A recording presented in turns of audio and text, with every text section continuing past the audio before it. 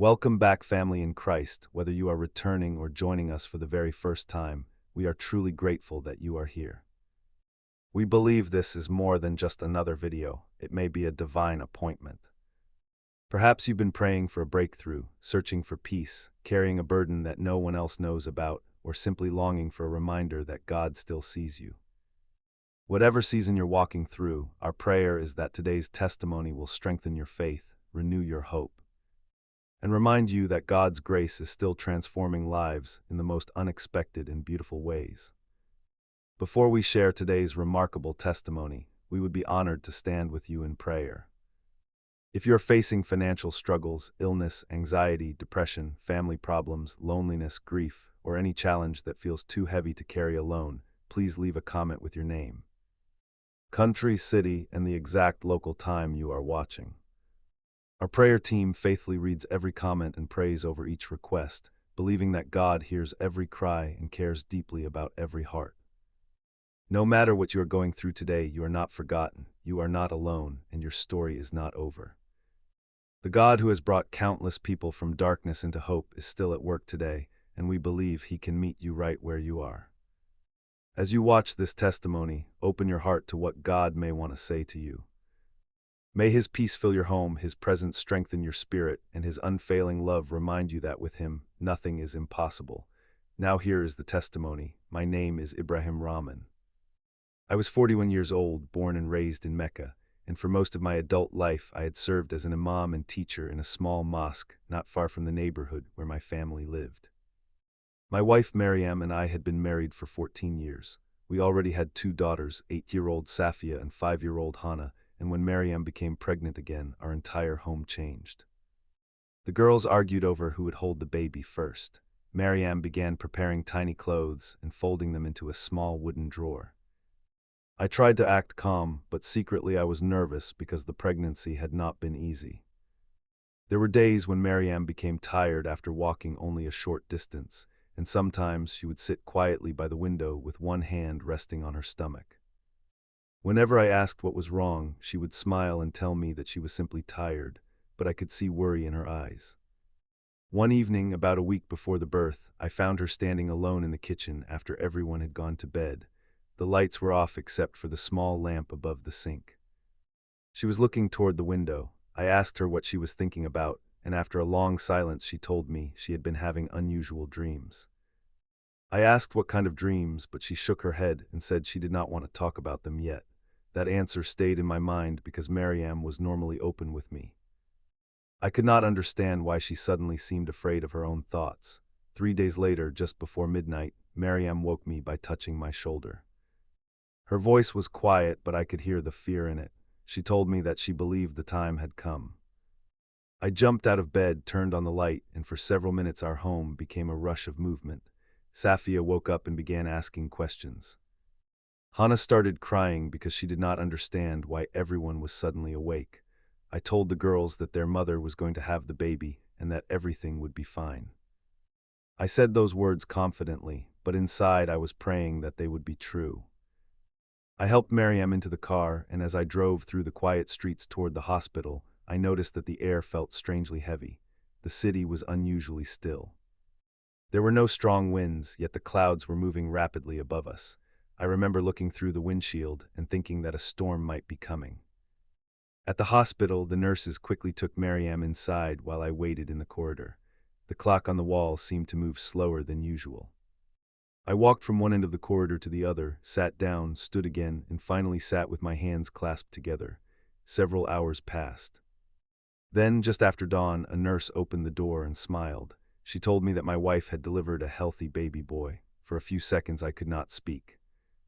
I covered my face with my hands and thanked God for allowing both mother and child to come through safely. When I finally entered the room, Maryam was exhausted but smiling. She placed the baby carefully in my arms. He was tiny, warm, and completely peaceful. I looked at his face and felt something I had never experienced before. I had held my daughters when they were newborns, but this moment felt different because of everything that had happened during the night.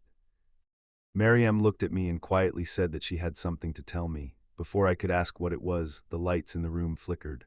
Somewhere outside, thunder rolled across the city. I turned toward the window. The sky that had been clear earlier was suddenly becoming dark. A nurse entered the room and told us that a storm was approaching. I looked back at Maryam, but she was staring through the glass with an expression I had never seen on her face before. She whispered that the clouds were forming exactly like the ones she had seen in her dreams. I wanted to tell her that she was simply tired and emotional after giving birth. I wanted to dismiss the whole thing, but then something happened outside that made the nurse stop in the doorway. She slowly turned toward the window, looked upward, and whispered that people were gathering outside the hospital. I walked closer to the glass. Below us, dozens of people had stopped what they were doing. More were coming from the surrounding streets. They were all looking in the same direction. I stepped toward the window, holding my newborn son against my chest, and for the first time that morning, I felt afraid. The clouds were no longer moving like an ordinary storm. They were gathering around a bright opening in the sky, and the entire hospital seemed to become silent as people stared upward. I did not yet understand what I was seeing. I only knew that whatever happened next would force me to confront questions I had spent my entire life avoiding. I pressed my hand against the hospital window and stared into the distance, trying to convince myself that exhaustion was playing tricks on my eyes. The dark clouds had spread across the sky, but there was a large opening in their center, almost like a curtain had been pulled apart. Through that opening came a warm golden light that looked completely different from the gray light of a normal storm. People in the streets were pointing upward, and some were recording the sky with their phones.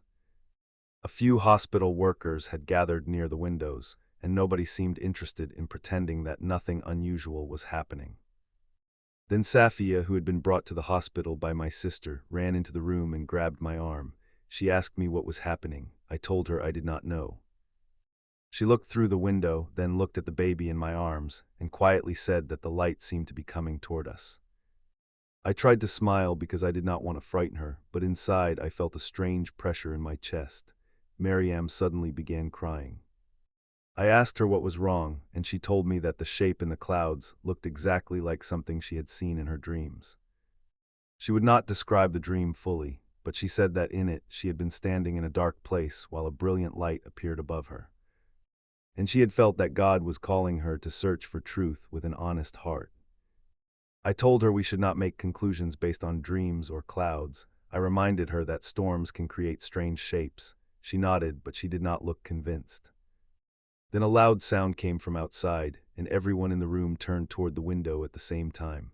What happened next made my heart beat faster. The golden opening seemed to grow wider, and for a brief moment the people below appeared to see something within the light.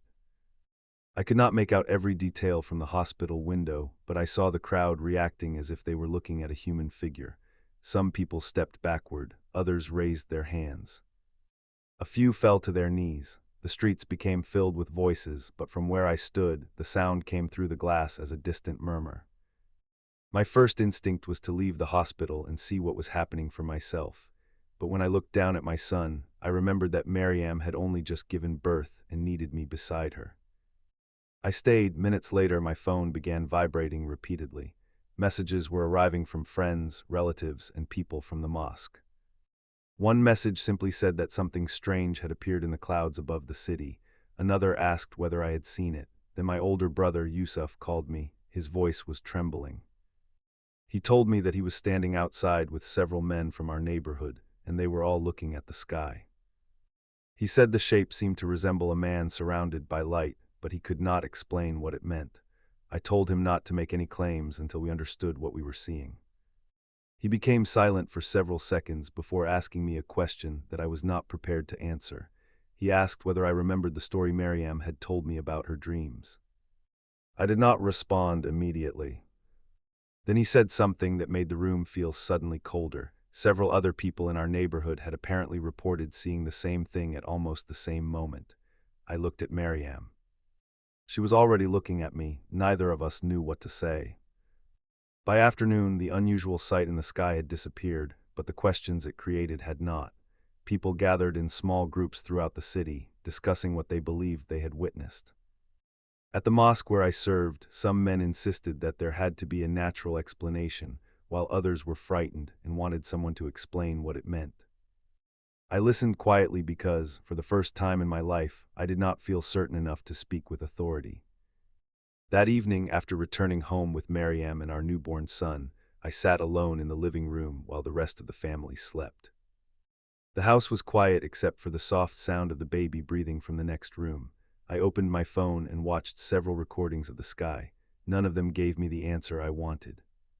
In one recording, the clouds appeared almost ordinary. In another, the bright opening was clearly visible. In a third, people were shouting as they pointed upward. I replayed one particular video several times, and then I noticed something I had completely missed earlier.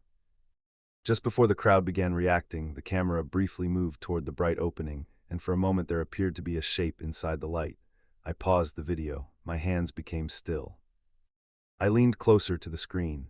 I could not prove what I was seeing, but something about that image reminded me of the stories I had heard throughout my life about Jesus. I immediately closed the video. I told myself that I was allowing fear and emotion to control my thoughts. But that night, while my newborn son slept in the next room, I realized that the strange event above the city had not frightened me nearly as much as the questions now forming inside my own heart. And I had no idea that those questions would soon force me to make a decision that would cost me my position, divide friendships, and eventually make my entire family leave Mecca. The following morning, I went to the mosque earlier than usual because I needed somewhere quiet to think. I had barely entered my office when Yusuf appeared at the door. He closed it behind him and stood there without speaking for several seconds. I asked him what was wrong, and he placed his phone on my desk. On the screen was another recording of the previous day's sky, but this time the video had been taken from a completely different part of the city. The same opening in the clouds could be seen, and people in the distance were reacting to it. Yusuf told me that he had spent half the night speaking with people who had witnessed it, and several of them described seeing what looked like a person surrounded by light. I reminded him that people can see different things when they are frightened or excited. He agreed, but then he asked why so many people had described something similar. I had no answer. Before I could respond, two elderly men entered the mosque and asked to speak with me privately. They had come because they were troubled by what they had witnessed. One of them told me that the event had reminded him of something his grandfather once told him about searching for truth with humility. I listened carefully, but I refused to make a religious conclusion from an unexplained event. I told everyone that we should not build our faith on something we could not verify. Yet when the mosque became quiet later that morning, I found myself thinking about something much deeper than the clouds. I began asking myself whether I had spent years teaching people to seek God while secretly being afraid to examine my own beliefs. That question disturbed me more than anything I had seen in the sky. When I returned home that afternoon, Maryam was sitting beside the baby's crib. She looked tired, but there was a peacefulness on her face that I had not seen in several days. I sat beside her and asked whether she had been thinking about the clouds. She nodded. Then she told me that something had happened while she was sleeping the previous night. She said she had experienced a powerful dream in which she was walking through a dark road, carrying the baby, while searching for a place where she could finally rest. She said she saw a light ahead of her, but she did not know where it came from. She told me that she woke before she reached it, yet the feeling remained with her. I asked whether she believed the dream had a specific meaning. She said she did not know, and that was exactly what frightened her. I took her hand and told her that we should not allow fear to control us. Then she looked directly into my eyes and asked me a question that I had been avoiding since the moment I watched that video in the mosque. She asked whether I had ever seriously studied the claims Christians made about Jesus. I immediately became defensive. I told her that I knew what I had been taught and that I had spent years studying my own religious tradition. But she calmly reminded me that knowing what someone has told you is not always the same as personally searching for truth. Her words stayed with me. That evening, after the children went to sleep, I went into my study and closed the door. I pulled several old books from the shelf and began reading passages I had previously avoided because I believed I already knew what they would say. I did not suddenly change my beliefs that night. I did not see another vision, and I did not hear a supernatural voice. What happened was much quieter. I simply realized that I was asking questions I had been afraid to ask for years. Over the next several days, my private search became more serious. I began reading about Jesus from Christian sources, comparing what I read with what I had been taught, and writing questions in a notebook. I did not tell anyone at the mosque because I knew how quickly rumors could spread. I even hid the notebook beneath some old papers in my desk at home. Every night after Maryam and the children were asleep, I would sit alone and continue reading. Sometimes I became frustrated and closed the book. Sometimes I felt confused. Sometimes I wondered whether I was betraying everything I had known since childhood simply by asking questions. Then one evening, I received a call from the mosque. The caller told me that several religious leaders wanted to meet with me because people were talking about the strange event in the sky, and some had noticed that I had become unusually quiet. I knew immediately that my private struggle was beginning to attract attention. I ended the call and sat motionless in my chair. Maryam entered the room and saw my expression. She did not ask me to explain everything. She simply sat beside me. I told her that I might have to answer questions I was not ready to answer. She held my hand and reminded me that fear should never be allowed to replace an honest search for truth. The next morning, I walked into that meeting believing I was going there only to explain what I had seen in the sky. I did not realize that the people waiting inside already knew much more about my private questions than I had imagined. When I entered the meeting room the next morning, I immediately noticed that nobody was smiling. 4 senior religious leaders were sitting around a long table, and my older brother Yusuf was standing near the window. I greeted everyone and took my seat, trying to remain calm. One of the men placed his phone on the table and played a recording of the clouds. After it ended, he looked at me and asked what I believed had happened. I gave the answer I had already prepared in my mind. I said that we could not know for certain what the people had seen and that we should avoid making claims without evidence. He nodded, but then another man asked whether I had been studying Christian writing since the event. My heart suddenly began beating faster. I asked him why he would ask such a question. He told me that someone had seen me carrying books into my home late at night. I realized then that my private search was no longer private.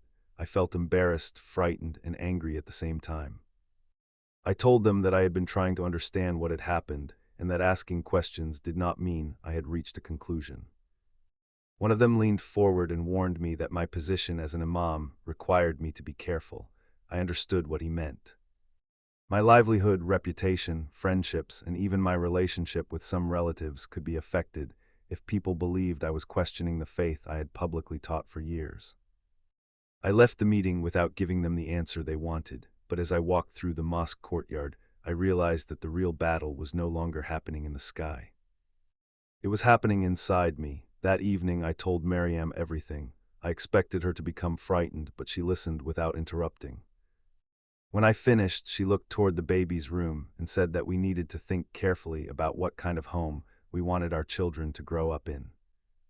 Her words struck me because I had been thinking only about my own reputation. I had not considered how my confusion might affect Safia and Hannah. Later that night, I found Safia sitting beside her baby brother's crib. She asked me why so many people were talking about the sky. I told her that sometimes people see something they do not understand and become afraid. She looked at me for a moment and asked whether being afraid meant we should stop looking for the truth. I did not know how to answer her immediately. I finally told her that we should always be honest when we do not know something. After she went to bed, I returned to my study and opened my notebook. I wrote down 3 questions that had been troubling me. Who is Jesus? What did he actually teach? And why had I become so afraid of investigating those questions? I began reading again, slowly and carefully. As I read, I found myself thinking less about the strange clouds and more about the person at the center of the Christian faith. I learned about Jesus' compassion toward people who were rejected, his teaching about loving others, his call to forgive, and his willingness to suffer for what he believed was true. I still had doubts, but my doubts were changing. They were no longer simply questions about a strange event. They were becoming questions about my entire understanding of God.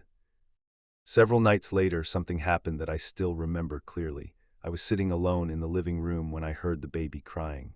I went into the bedroom and picked him up. Maryam was asleep, exhausted from caring for him, and the girls were sleeping down the hallway. I carried my son toward the window and looked outside. The city was quiet and the sky was completely clear. There were no strange clouds, no bright opening, and no crowd staring upward, just darkness and distant lights. I held my son close and realized how much had changed in only a few days. Before his birth, I believed I understood exactly where my life was going. I thought I would remain an imam in Mecca, raise my children there, grow old surrounded by familiar streets, and never have to question the foundation of my life. Now I was standing in the darkness with my newborn son in my arms, wondering whether God was leading me toward a truth I had been too afraid to examine. I did not receive a dramatic sign that night. I did not hear a voice, and I did not see anything supernatural. Instead, I felt a quiet conviction that if I truly believed God wanted people to seek truth, then I could not be afraid of honest questions. The next morning, I made a decision that frightened me more than anything I had experienced since the clouds appeared. I told Maryam that I wanted us to leave Mecca temporarily so I could continue my search away from the pressure surrounding us. She looked at me for a long moment and asked where we would go. I had no answer yet, but within 48 hours, that question would become much more urgent than either of us expected. The next morning, before I had even finished my breakfast, Yusuf arrived at our house with an expression that immediately told me something was wrong.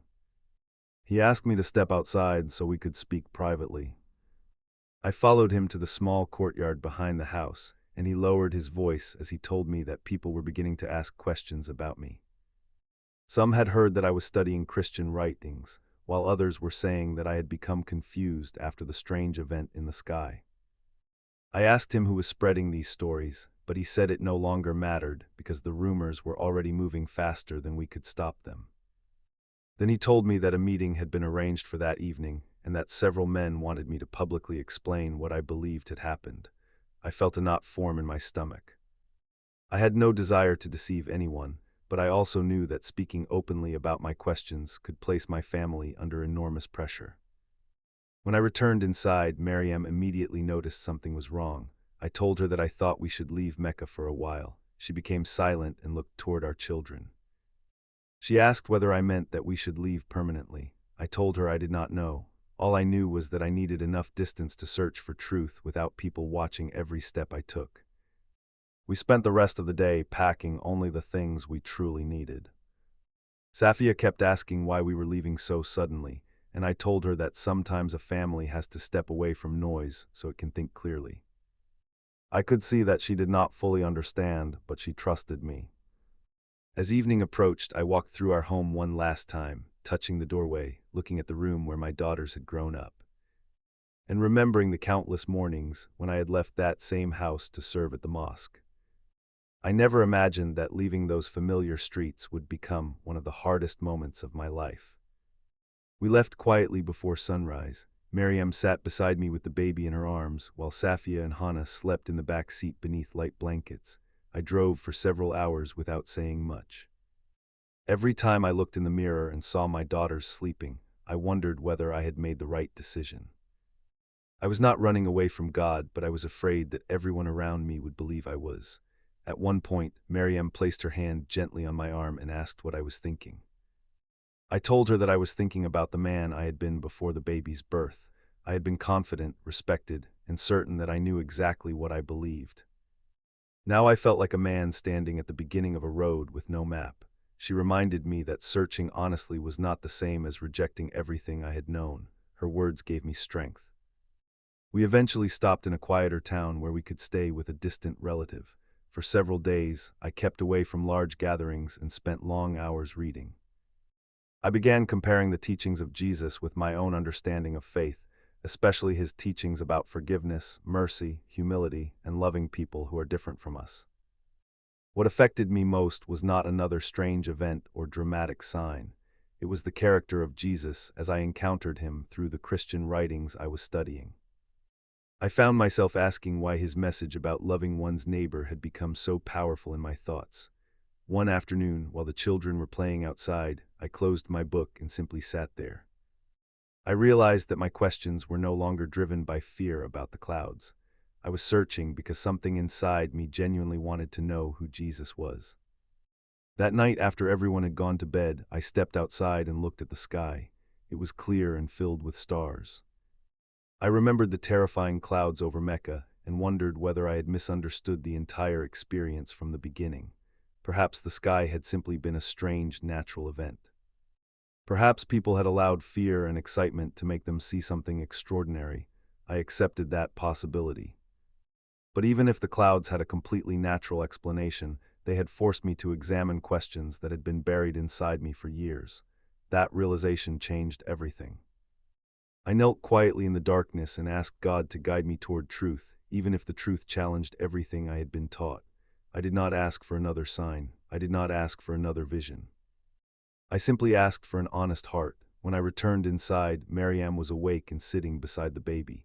She looked at me and asked whether I had found an answer. I told her that I had not found every answer, but I had finally understood that faith could not be built on fear. She smiled gently and said that perhaps the journey itself was beginning. I looked at our newborn son sleeping peacefully, and for the first time since we had left Mecca, I felt a deep sense of peace. But the following morning, an unexpected visitor arrived at the door with news that would force me to confront my past directly. He had traveled from Mecca, and he carried a message from the people I had left behind. The knock on the door came just after sunrise. I was sitting at the table with Mariam when we heard it. The children were still asleep, and for a moment neither of us moved. Then the knock came again, louder this time. I stood up and walked toward the door, wondering who could have followed us so quickly. When I opened it, I saw a man I recognized from the mosque in Mecca. His name was Khalid, and he had known me for many years. He looked exhausted, as if he had traveled through the night. He greeted me quietly and asked whether we could speak somewhere private. I invited him inside, and we sat in the small room near the kitchen. He told me that people in Mecca were still talking about the clouds, but he had not come simply to discuss the strange event. He had come because the leaders at the mosque wanted me to return and explain why I had left without giving them a clear answer. I asked him what they expected me to say. Khalid looked down at his hands and admitted that some people believed I had abandoned my faith. I felt a sharp pain in my chest. I told him that I had not abandoned anything. I was searching, and I needed the freedom to search honestly. He then told me something that surprised me. Several people who had witnessed the clouds had also started asking questions about Jesus. Some had quietly contacted Christians outside the city because they wanted to understand what they had seen and what it meant. I asked him whether the leaders knew this. He nodded. Then he leaned closer and told me that the pressure in Mecca was increasing. He warned me that if I returned, I might not be allowed to continue serving as an imam unless I publicly dismissed everything I had been investigating. I looked toward the room where my daughters were sleeping and realized that this was no longer only about me. After Khalid left, I told Mariam everything he had said. She listened quietly while holding our baby, then asked me what I wanted to do. I told her that part of me wanted to return because I felt responsible for the people I had served for years. Another part of me knew that returning simply to protect my position would be dishonest. Mariam did not tell me what decision to make. Instead, she reminded me of the prayer I had made beneath the stars. I had asked God to guide me toward truth, even if that truth challenged everything I had known. She asked me whether I was now willing to accept whatever answer came, even if it meant losing my position and starting over somewhere else. I could not answer immediately. I walked outside and sat beneath a tree while the morning sun slowly warmed the ground. I thought about the people who had trusted me as their imam. I thought about the young boys I had taught, the families who had asked me for advice, and the elderly men who had treated me like a son. Leaving them felt like tearing a piece out of my own life. Yet I also knew that pretending to have certainty when I did not would be wrong. That afternoon, I opened my notebook again. On the first page, I had written the 3 questions that started my journey. I read them slowly. Then I added a fourth. What would I do if the truth required me to lose everything familiar? Writing those words frightened me. I closed the notebook and walked into the room where Mariam was feeding the baby. I told her that I did not know where this journey would take us, but I could no longer turn away simply because the road was difficult. She nodded, and for the first time we began discussing the possibility that leaving Mecca might not be temporary. That evening, something unexpected happened. Yusuf called me from Mecca, and his voice sounded different from the last time we had spoken. He told me that another group of people had gathered outside the mosque and were discussing the strange event. According to him, someone had shown them a recording that appeared to capture the bright opening in the clouds from a completely different direction, but Yusuf was not calling because of the video. He told me that one of the men who had been present during the discussion had quietly admitted that he had been reading about Jesus for several months before the clouds ever appeared. That confession changed the atmosphere completely. People began asking questions that had nothing to do with the sky. Why did the life of Jesus affect so many people? Why did his teachings about forgiveness and love continue to challenge people centuries later? Why were people willing to suffer because they believed in him? Yusuf said that the discussion eventually became so tense that the meeting had to end. Before hanging up, he told me something I would never forget. He said that perhaps the clouds were not the most important part of what happened that day. Perhaps the most important thing was that people who had been afraid to ask questions had finally begun asking them. After the call ended, I sat beside Maryam in silence. We looked at our sleeping children, and I realized that our journey was becoming bigger than our family. We were no longer simply trying to understand a strange event. We were searching for truth, and that search was beginning to cost us friendships, security, and the life we had known. I did not yet know where we would live or what I would eventually believe, but I knew one thing. I could no longer return to the man I had been before the night our son was born. 3 days later, I received another message from Mecca, and this time it was not from Yusuf. It came from a man I had respected for many years, someone who had once encouraged me when I was a young teacher. His message was short, but the meaning was clear. I had to decide whether I would return and publicly explain myself or remain away and accept the consequences. I stared at those words for a long time. Maryam was sitting nearby, rocking our newborn son gently in her arms, while Safia and Hannah were drawing pictures on the floor. Their laughter filled the room, yet I felt as though I was standing at the edge of a cliff. I knew that returning could restore some relationships, but it could also force me to deny questions I could no longer silence. I knew that staying away might protect my family from immediate pressure, but it meant losing the community where I had spent most of my life. That evening, I took a long walk alone. I passed small shops, children playing outside, and families sitting together. Ordinary life continued around me, but my own life felt completely different. I kept thinking about the strange clouds, yet I also reminded myself that clouds were not the foundation of faith. My faith had to rest on something deeper than an unexplained sight in the sky. I thought about Jesus, his teachings, his compassion, his forgiveness, and the way his message had begun to challenge my pride. I realized that my greatest fear was not that I might be wrong about the clouds. My greatest fear was that I might discover truth and refuse to follow it because following it would cost me too much. That night I returned home and found Maryam waiting for me. She had placed my old clothes and some personal belongings into a small suitcase. I asked why she had done that, and she told me she believed we needed to prepare for another move. I asked whether she was afraid. She admitted that she was terrified. She was afraid for the children, afraid of leaving behind relatives, and afraid of the unknown future. Then she said something that brought tears to my eyes. She told me that she would rather raise our children in a home where their parents honestly sought God than in a home where we pretended to believe something simply because we were afraid of other people. I sat beside her and held our son. We prayed together, asking God to protect our family and guide us.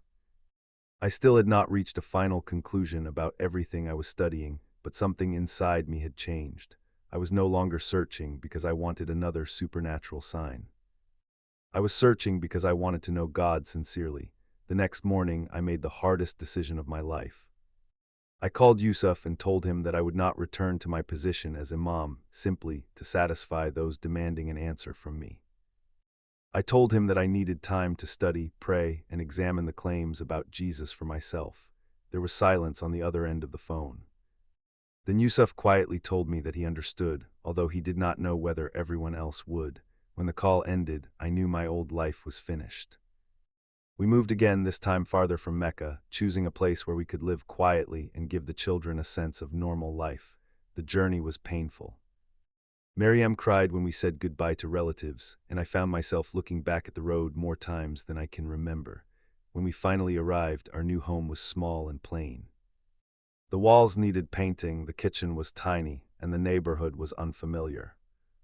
Yet that first night, when everyone was asleep, I sat beside the window and felt something I had not felt in months: peace. I opened my notebook and wrote about the journey so far. I wrote that sometimes God may use a question to begin a journey that changes everything. I wrote that fear can make a person defend what he has never personally examined. I wrote that genuine faith requires humility, patience, prayer, and a willingness to seek truth even when the answer is uncomfortable. Then I opened the Christian writings again and continued reading about Jesus. I still had questions, I still had moments of doubt, I still missed my old home, but I was no longer running. I was searching, and as I turned another page, I came across a teaching of Jesus about loving others, forgiving those who hurt us, and treating people with mercy. I closed the book and sat quietly for several minutes. I realized that the greatest change in me was not that I had suddenly understood everything. It was that I had begun to understand that knowing God was not about winning an argument. It was about allowing truth to change the way I lived. I did not know it then, but the next stage of my journey would bring me face to face with a Christian believer whose words would challenge me in a way no argument ever had. A few weeks after we settled into our new home, I met a Christian man named Daniel while buying groceries at a small market near our neighborhood. I had seen him several times before, but we had never spoken beyond a polite greeting. That afternoon, however, he noticed the book I was carrying under my arm and asked whether I was studying. I hesitated because I did not want anyone to know how deeply I had been searching. I finally told him that I was trying to understand the teachings of Jesus more carefully. He did not argue with me or try to force an answer. Instead, he simply said that he had spent many years studying his own faith and believed that sincere questions should never frighten anyone. His calmness surprised me. I asked him why he believed in Jesus, expecting a complicated answer, but he told me that his faith had become real to him through the way Jesus had changed his understanding of forgiveness, mercy, and love. We stood beside the market shelves talking for nearly an hour while people walked around us. Daniel told me that becoming a Christian had not made his life perfect. He had still experienced loss, disappointment, and fear. What had changed was the way he faced those things. He said that following Jesus meant learning to love people even when it was difficult. I listened carefully because I had heard many arguments about Christianity before, but I had rarely heard someone speak about it without trying to defeat me. Before we separated, Daniel offered to lend me a Bible. I almost refused because I was still afraid of what people might think if they saw me carrying one. Then I remembered the question I had written in my notebook: what would I do if the truth required me to lose everything familiar? I accepted the Bible. That night, after the children were asleep, I sat at our kitchen table with the Bible in front of me. Miriam sat across from me, and neither of us spoke for several minutes. I opened it slowly and began reading the accounts about Jesus. Some passages confused me, others made me stop and think. I found myself noticing something I had never considered before. The people around Jesus were not presented as perfect people. They were frightened, confused, proud, doubtful, broken, and sometimes completely lost.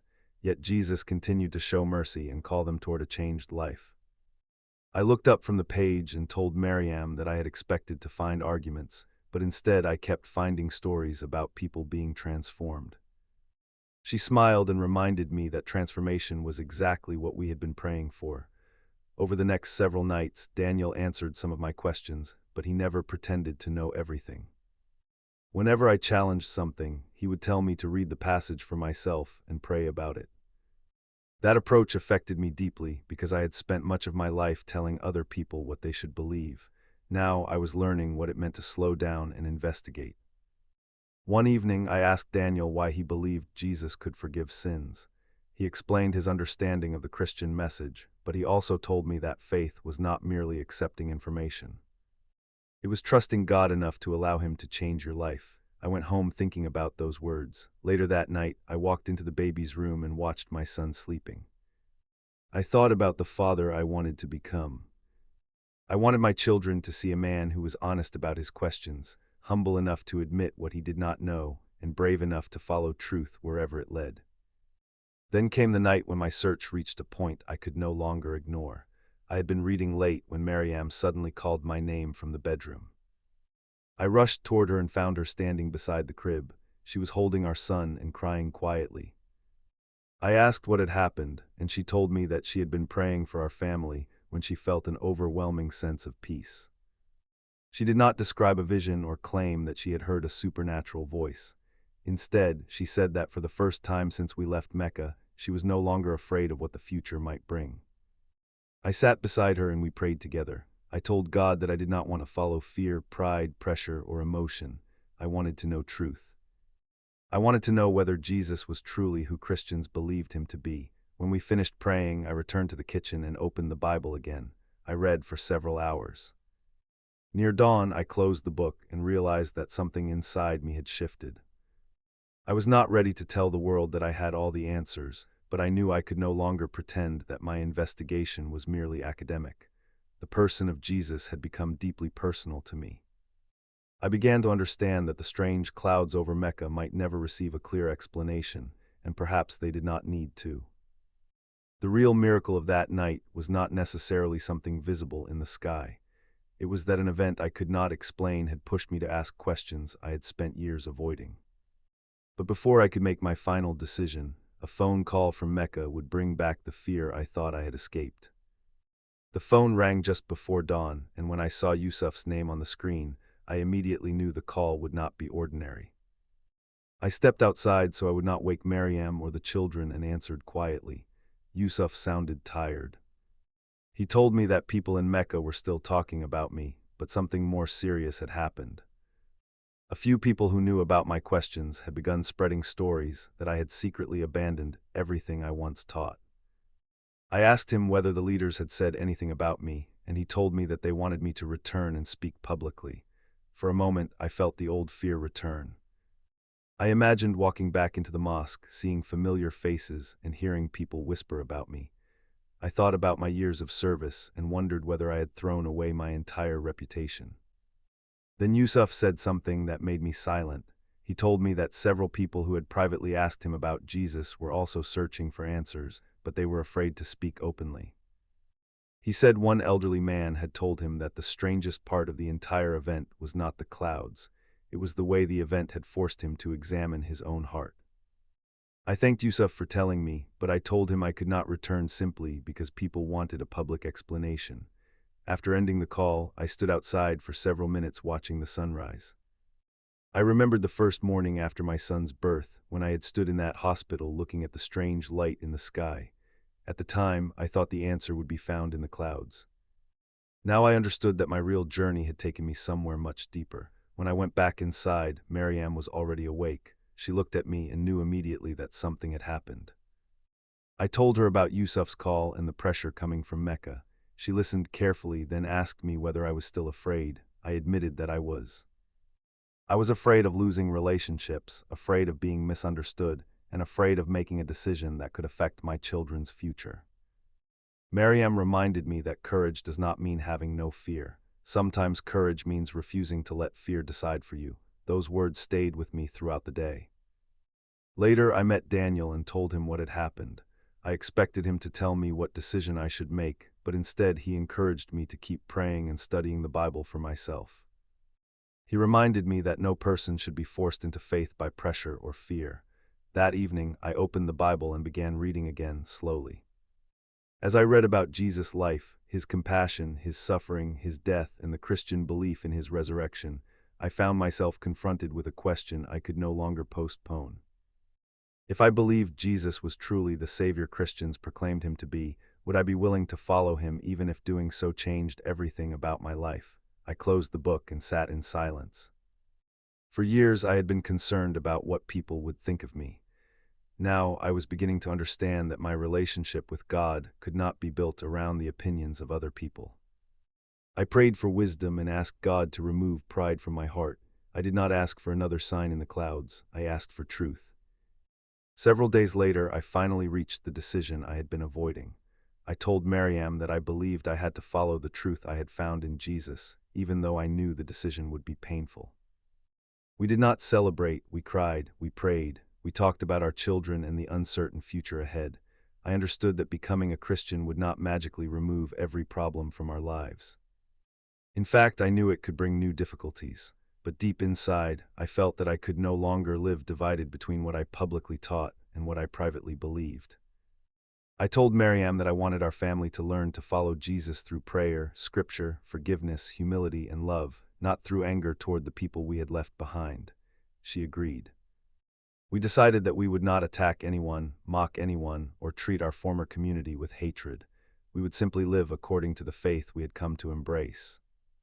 Before going to sleep that night, I walked into my son's room and placed my hand gently on the crib. I thought about how his birth had marked the beginning of the most difficult journey of my life.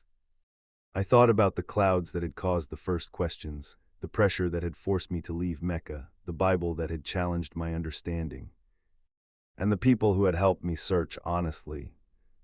I realized that the greatest change had not happened above my head, it had happened within my heart. But there was still one final chapter ahead of us, because I had promised myself that if I ever found peace in my faith, I would not keep it locked inside my own home. I would live it openly, love others sincerely, and encourage anyone searching for God to seek Him with an honest heart. Today, when I look back at everything that happened, I no longer think the most important part of my story was the strange appearance in the clouds. I cannot prove exactly what people saw that day, and I do not want anyone to build their faith on something that cannot be clearly explained. What I can say is that the event forced me to ask questions I had avoided for years. My wife and I eventually settled into our new life, and it was not always easy. There were nights when we missed our relatives terribly. There were days when I wondered whether we had made the right decision. I had to learn how to live without the position and respect I once had. I found ordinary work, helped provide for my family, and continued studying the Bible. Mariam and I prayed together, and we taught our daughters that following Jesus did not mean hating the people we had left behind. We told them that every person deserves dignity and kindness, regardless of background or religion. Sometimes people contacted us from our old community, and some were angry while others simply wanted to understand why we had left. I never tried to force anyone to believe what I believed. Instead, I shared what had happened to me and encouraged them to seek God sincerely for themselves. My son grew older, and whenever I looked at him, I remembered the night he was born and the questions that began that journey. I realized that God had not answered every question I had, but He had taught me something more important. I could seek Him without pretending to know everything. The hardest lesson was also the simplest. I learned that faith is not supposed to make us proud, cruel, or hateful toward people who disagree with us. If our faith is genuine, it should make us more humble, more patient, more forgiving, and more willing to love. There were moments when I was tempted to become angry about the things I had experienced, but I remembered that Jesus taught His followers to love even when love is difficult.